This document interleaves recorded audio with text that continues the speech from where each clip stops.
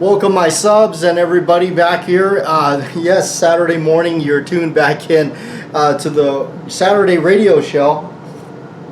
I will apologize in advance. You're probably going, what in the world is that whirling sound in the back? Well, that is what we are trapped and confined to out here in this desert at this certain times of the year. Which happens to be summer. So when you live out in this desert in the summertime, you are confined and held captive to the air conditioning unit. Yes, so I do apologize, but there's just no way. Yeah, we're literally experiencing a really just a huge heat wave right now. So it is brutal out here. It is brutal.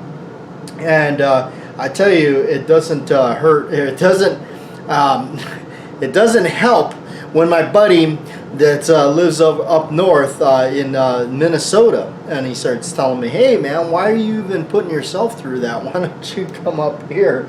So I don't know. It's a lot of times it goes, "Man, I don't know, Rich, what are you doing out there?" So I don't know. Maybe all of a sudden the background might change, and you'll just see green forest and winter and and nice jacket weather all the time. Yes, for sure, jacket weather. Yeah, but no, he's been up there for probably 4 years and loving it. And he keeps throwing enticements towards me and going, "Hey."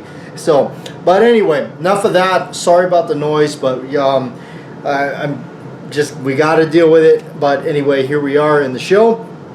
It is Saturday morning. We're going to get through, and I'm going to read some comments for you. And the first one up here is, I actually pinned this because I didn't know you could do this on this platform. I certainly didn't activate anything that I was aware of, but I do appreciate it. I don't expect it, but it was really cool. But by Leakish Bow, $10 tip. What a cool gesture.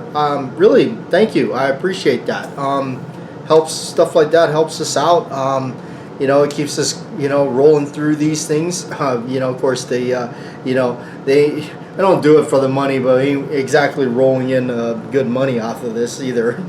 But anyway, thank you, Leakish. It says, "Thanks, love the show, appreciate all the knowledge you share." And we're definitely happy to share. And everybody else has been chiming in and sharing their experiences there. So really cool stuff. Thank you very much. I do appreciate that. Edward Petty, love your collection. You and I have similar interest in firearms. You are very talented in grip making. I do appreciate that. Thank you. I could not tell the grips on that Model 28 were homemade. Yes, I did. I made those panel grips for that. That was the first time I ever experienced with double action grips on the revolver like that, rather than versus going through to the some of the other ones that are on this one here, like this round butt K-frame. Danger Man, the Model 15 Combat Masterpiece was made in 2 and 4 inch only. There we go. All right, that's why I didn't see anything other than those. The 6-inch version of the Model 14, the Target Masterpiece, both carried in TV series Adam 12 as they were standard issue of the LAPD. I would love to have an M1 carbine like that. I hope someday I can find one for the right price. They are out there, but things are getting more and more pricey every year that passes. And we're actually going to talk about that. So Sean Lee, great show, an awesome collection. Keep the show coming. I really enjoy them with my Saturday morning coffee. I do appreciate that. We are glad that we are part of your Saturday morning ritual here. Slimfire, all right, great radio show, and a nice collection of your awesome guns. Thanks, Slim. That's what we love, bringing out cool stuff and anything that we can bring out to you and show. So, all right, Joe P, my man Joe P, swig of coffee for Joe. Love the Rossi. I don't think you've shown that before. I love the idea of shooting and reloading 4440. It is. It's very interesting. I like it too. I like the fact that the rifle is in 4440. I have not shown it a whole lot. I'm not sure how many appearances it's made. I feel kind of, I guess, guilty of some of that because I've had that for a very long time, and I guess I really haven't not brought it out. It belonged to a friend of mine, and he ended up selling it to me, and I just I couldn't turn it down. So, and it's before they start adding the weird safeties and things on it, so it doesn't have that strange safety on the top. The safety is your finger and these things between your ears. All right, gun enthusiast, my brother over there in Texas, great show, brother. I still have a lot of my old VHS movies. I did not get rid of them. Wow. I have sold several guns, 6 of them to be exact, and I have purchased better quality ones. Take care, brother. Awesome. And I do know, if I was watching your content, your shorts lately, you bought a Colt Gold Cup. Excellent choice. So yes, gun enthusiast, been buying up some good stuff over there. FB Weaver, nice collection. I'm jealous. I wish I still had what I have let go through the years. I like the allusion to the old Ruger Ranger Mr. Holster at the end. Yes, we always remember Mr. Holster. All right, Harrison Mantooth, good afternoon, Batjack. This was another informative video you have provided for us. Well, sir, I am allergic to you. The collector's radio. You see, in the last several weeks, somehow or another, 2 Smith & Wesson handguns have come into my possession. The Model 29-10 with 4-inch, and just today a Model 19-3 4-inch barrel. As of right now, everything is smoochy on the home front. Well, see how long it lasts. FYI, I'm up here in northern Idaho. Ooh, same time zone as you. Thanks again for sharing fantastic video about your collection. Stay safe, keep your powder dry, Stan. Also, he added, just happened to notice the stamped letters on the Smith 19.3 I bought from the pawn shop on the left side of the receiver, below the cylinder and above the trigger guard. There are letters WPD. I'm guessing maybe Washington Police Department. We're in Idaho, so only about an hour east of the Washington border. Any thoughts, Stan? That would be a good guess. Washington PD or maybe Wyoming. I'm not sure, but that was. I have heard. I've heard a lot of the stuff like that, especially on Model 10s. I've seen things like mostly more common New York Police Department. I've seen a lot more of those than anything. But that would be my guess. Would be some sort of some obviously a police department. I don't know, or maybe or Willard Penny Deacon. I don't know. So all right, Warren. Thanks for answering my question. Since my last comment, I've decided Springfield has become my favorite 1911 manufacturer. I also like their SA-35 lever action rifles are my favorites. Yes, I've said it before. Springfield is one of my favorite companies because they really do have everything from like your basic if you want your GI model, which is pretty good, you can get those used for like $500 or under. I think out here you can get them for like $4 something, and which is a solid 1911, absolutely solid. They have forged slide and frame, barrels, everything is just great stuff. And then you can also spend the cash if you want to with them and go all the way up and get like something like their professional model or something, or one of the higher end ones from the custom shop when you're spending a lot more money. So, but they do offer that. I do love how they've kept up with that lineup, over the years. They've always kept their stuff really nice. No Series 80 lockups in there or anything like that. All the 70 style series locking and everything in there, so that's what I've always liked about that. All right, Jeffrey Richardson, great bunch of keepers. Yes, GEW. I've never sold a gun, even cheap ones, that I didn't eventually regret. So now I keep everything, but I buy more selectively than I used to. That's definitely same here. I have gotten to the point where when I do buy stuff, I try to buy quality over quantity. And then also, not only by doing that, I get a really good return value when I go to sell my stuff. So I've always been happy with that. Knowing that it's really nice knowing that you can grab a couple of things right there, go right down to a local shop, and get a stack of $100 bills, which is a really nice feeling. All right. So it depends what you own. It depends what you buy. That's just the way it goes. I always sell my stuff through a shop. I do not like selling privately, even to friends. I don't. I really stay away from that. No pun intended, or no offense. I mean what I mean. I do have one friend of mine that I've sold a few things to. He's a really close friend of mine. He's my best friend out here. He's a retired police officer and military service. So he's always got my six. So anyway, yeah, I've sold him a lot of stuff. But yeah, I mostly stick to the shops because I like the paper trail. I like all that because I don't want nothing coming back at me. All right.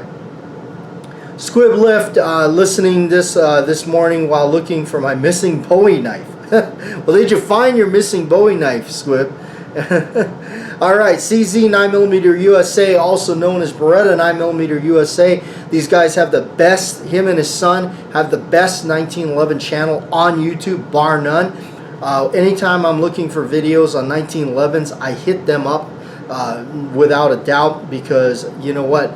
They're not afraid to show all kinds of 1911s. And as a fan of custom 1911s myself, like owning a Wilson Combats and stuff, I love that fact that they're not afraid to show some of those higher end ones. And you know what? And I know they're definitely speaking the truth. They actually recently did a good video on custom 1911s that they were doing. So, and they spoke the truth about some of those. So anyway, I do appreciate that. So his comment is, I'm starting to sell things that are not the best in my collection as of 2023, starting with my 2 Cabot 1911 pistols. Just overpriced junk in my opinion. Take care, sir. Young Beretta and I enjoy your videos. I do appreciate that, Young Beretta there, my fellow lefty. He's we're both left-handed, and so we're living in that that right-handed world, and it's rough. So, all right. But anyway, no, I appreciate those guys, and I appreciate looking at a lot of their cool stuff, and they helped me kind of go, yeah, there was some stuff that they did in a video that really just cemented, like, hey, yeah, I'm going to stick with what I've decided on, and I'm glad I did. All right. And last but not least, KSFWG, I have a Rock Island Armory 1911 A1 in commander size, which is a good shooter. They are. Rock Island's good stuff. We had them down the range. They held up really well for rental guns. So, all right, we got everybody read up and talked about and all that stuff. So we're going to go ahead and talk about some other stuff here and what we have on the table. Look, you know what we brought out? Look at this, a Smith & Wesson Model 19. Speaking of 19.3s, I believe this is a -3. It is. It's a pin and recessed model, K-frame, 6-shot, 357 Magnum, blued, beautiful bluing that they used to do on these things. They say this is the Cadillac of snubbies, and I definitely believe them. That is gorgeous. 6 shots of 357 mag. The beautiful thing about having something like this is it'll shoot 38 specials and all that. So this is a gorgeous revolver. This has been seen in so many films that I had to have one. And round butt, of course, and just this one's definitely been used. I shot it a lot myself, and definitely not afraid to shoot it because that's just what I do with them. I'm not really gonna have it as a safe queen or anything like that, but I'm gonna take it out there and blast it because it's fun. But I mostly shoot 38s out of it. But this is another one of those things where you would say probably 13 years ago or whatnot, when I first started really buying some Smiths, and I was looking for a lot of different Smiths and everything. A lot of these when they were in mint condition, perfect everything. I mean, like about as good as it's going to get. They were. I remember they were about 650. That was considered on the high end. That was considered high end. That was back on the islands. That was back on the island prices. Okay, so you really, it's getting to the point where you really don't go get a nice, perfect condition blued Smith anymore. Revolver, I'm talking, obviously. For those, you're not going to really go get them for $300, $400, or $500, whatever. Even the $600 range. If it's $600, it's probably going to have some problems with it. Cosmetically, for sure, it may not be the best lockup. I've seen them where they were a little roached out. They were pretty ratty, and they're still wanting $650 for them. Where I remember, even for me, like saying that, I remember that, like I'm sounds like some guy from the past or something. But I do recall that, where they were not that expensive, at least by today's standards. But they have gone up, and you're not just gonna, one's not just gonna come up and put itself right there on your feet, for here, buy me for $500-600, and even though I know I'm worth like $1,800, like, come on. So, that's what it's all about. Now you can pawn shop hunt. You can, some of those, there's certain shops that are in town here, they price things to move them. They're not pricing things to hang on to them and wait for that right customer. They're pricing them to move them. So they're coming down in book value a little bit, and they're definitely pricing things to move. That's a really good shop to definitely shop at. I don't know if it would be a good shop if you want to sell some stuff, because you can see if they're not selling it for very much, then that means they ain't buying them for very much, right? So actually, the other thing too, I just want to check my ammo here, because you know what, we're getting ready to go back out to the range soon. We're going to go pop some 9mm off, and I'm actually running out of my Bear Creek Molly lead rounds, and that's usually what I shoot mostly because it's cheap. I'm cheap when it comes to that kind of stuff. So, but yeah, this is these are just not getting any cheaper. They're not going to, and you gotta. And this is more true to when I'm looking at this now, of course, years down the line now. But I remember the fella that I was buying stuff from. He said, you're gonna need to get on. You're gonna have to pull the buy at some point, because they're not gonna get any cheaper. They're not gonna get any more available. That's for sure. And we're talking collector stuff. It's just not gonna happen. So you gotta kind of just in a sense bite the bullet. And get it, pick them up, because if that's what you want, you're not gonna get any, and to me too, like I'm looking at this in the aspect of, and this reason why I made decisions that I made in life. You're only here once. You only go around this game board one time. This is not you don't get to go around twice. You go around one time, and then you're done. You eventually your stop is there. And it's like you can sit there and go, well, get to the point where you can't, do this anymore or something. And then it's like, woulda, coulda, shoulda. I should have bought this, or I should have bought that higher quality, something like that. I didn't want to be there. I recognized that right away. I didn't want to. I knew that in life was just going by so fast. I knew that I'm like, hey, I don't want to be stuck still doing the same thing. And not have the opportunity to purchase and get out there and actually find some other stuff that I definitely would want or would like to own. And then everything passes me by before I know it. I don't have, whatever. And I know, and I get it.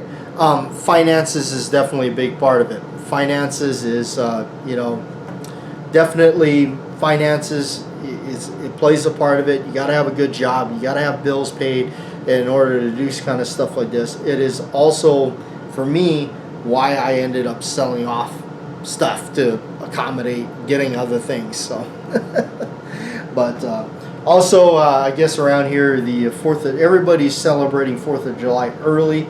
While we're still obviously in June, during the time of recording, doing the show here. Let's see on our calculator, or not our calendar, our calendar. Here we're going high tech because this is the way we do it now. But yeah, during right now, it is still.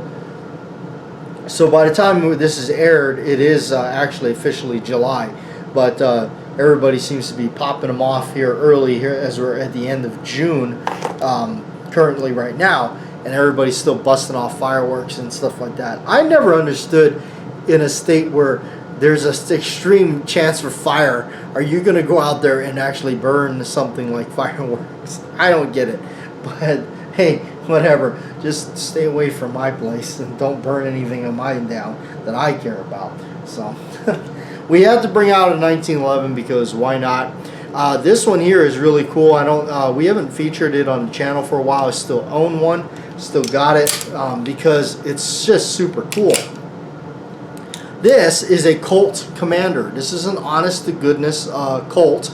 And it's a Commander model, which I never was a fan of for a while until I started shooting these in 9mm. That's what this is. Can you imagine that? Look at that. Isn't that something? That's a Colt blued Commander model with no frills and thrills, just the standard, you know, all that kind of cool hammer and everything. Look at that with the old school grip safety. This is a Colt Commander in 9mm. Beautiful grips on there. Here, I know somebody out there that wants to see them grips. But yeah, this is a really cool one. I really became a fan, and this is really what snowballed everything for me, was getting this one. Once I got this is really my first 1911 and 9mm that I purchased, and I kind of was like, I mean, for a long time I was that guy. I said, well, I don't know about 9mm and 1911. It's got to be a 45. But you know what? I tell you, this was it. Once I started shooting this thing and getting used to it, and this was my first one that I really, really liked. And it's, oh man, it's a dream to shoot. This is the ultimate package. To me, the best is the Commander variant in 9. I think that's the ultimate. It's got the shorter slide and barrel.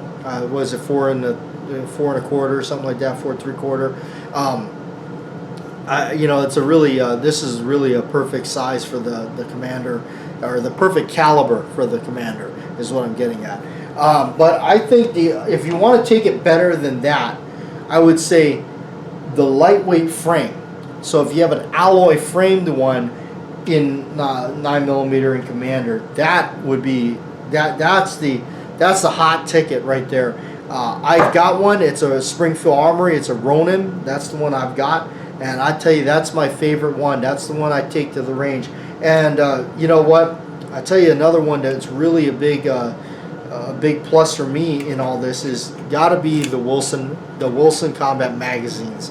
The Wilson magazines for the 9mm is what makes what makes this just top notch. And I thank Wilson every day that I run 1911s because I love their magazines. I don't get paid by them, but I know it works. Over time, that's just what I've dealt with, and the Wilson magazine is certainly the one to go with. I've just had way too many where the old school ones, the base plate here where they're peeling up. You can actually see them when you hold them like this. You can see the foot actually coming up. I seen guys that tacked on that extra boot on the foot and everything like that. They were having it in their belt. They took a corner, it hit the like a frame of the door, and just tore the whole thing right off. Springs, magazine, you know, ammo went everywhere. Crazy. It's literally, they were just tack welded, I think. But Wilson here, they really done their homework on these, and they really manufactured such a high quality magazine. They ain't getting any cheaper. Yes, when you buy them, yeah, they're pretty pricey. This one here is this is a Vickers tactical magazine, you know. So they sealed up the tube and everything. It's only got the witness hole in the bottom, versus the ETM magazine, which has got the slots where here where the witness, you can actually see all the rounds going down there. But either one is a really good magazine. I think the ETMs are a little cheaper than the Vickers magazine. But all in all, everything is well constructed. I can't speak enough about them. So if you're getting into 1911s, I highly recommend getting Wilson magazines for 45 and 9mm. So, but you know what? Even with this, I did wonder about that little shoe. That was some of the reason I brought this out. Look at that. It doesn't affect it. It's still It still rides it in there. So again, you know, with the Commander model, I know it kind of gets a little confusing. I've run into this a lot where people get it confused with things. I actually was trying to do get some information from one that I saw online in Texas. Theirs was the shorter grip frame. So the thing to remember about the Commander model is the frame here is the same as the full-size Government. That's why I like them. And then the slide in the barrel is what they shortened. They didn't shorten the grip or the frame or anything like that. It's a sliding barrel. That's what they did. So going through these couple of key points here, you know, we'll go through them, and you know, that makes these things tick, and what makes them, if you got experiencing problems. For me, the rule of thumb is if you're running a Wilson magazine, you're running into problems, you can pretty much rule out the magazine. Second thing is, for me at least, especially in 9mm, the extractor does get built up with crud and gunk and stuff like that. In fact, I'm guilty of this one not getting cleaned as much, but because the 9mm one, the extractor's peeled up closer to the middle, the face here, it's that way more. Like all my technical terminology, love it. Anyway, there goes the fireworks. Always freaks me out, I don't know. But it's all those years working at a range. Debris and stuff gets in back of that claw, and it'll stop it from flexing. So that's another one you want to get in there, pull that thing out, and get it cleaned out. You got to kind of use a little bit of I use like a pen, like a Bic pen or something, to push that extractor over, and then that way, and I use that so I don't mar anything up in there, because on the 9mm it's kind of a bear to get out. The other thing would be the ejector. The ejector is a little bit longer, and we'll actually do some videos on this stuff close up so you can see them, but we're just kind of chatting about it. The ejector, I have actually broke the ejector off of this particular gun. I've since then replaced it. I think the one that's in it right now is an EGW. I should probably replace it with you know, but I'm sure EGW makes good stuff as well. But that also was a problem where it broke off, because the ejector is actually a little bit longer. The post that comes out that basically kicks the brass out was they're a little bit longer on a 9mm. So you can see it there, and it actually, I sheared the original one off of this gun. So those are some major problems that you could already kind of look at if you're getting any kind of problems where they're you know, choking and puking on you and they're not working right. Also, this one does not have a ramp barrel. Colt did not do that for this gun. I'm kind of like, yeah, I want a ramp barrel, mainly because if you look back at the Browning High Power, it being a 9mm, and in a lot of ways some people say it's the 1911 improved, because as really the last pistol design that John Browning had a major hand in. Obviously he passed away before it was finished, but that has a ramp barrel in 9mm. There's reason for that. I mean, you think that there has been, you know, he had to have known that. You're dealing with that smaller cartridge and everything. 45 is not, obviously it's been tried and tested and everything like that. But when it comes to a 9mm, I kind of prefer to have a ramp barrel. My Springfield Armory does. Even my TSOS GI copy one does have a ramp barrel. So anyway, hopefully you enjoyed the chat around and the video this Saturday morning. We're going to go ahead and get out of here and let you get back to your weekend. Stay safe out there.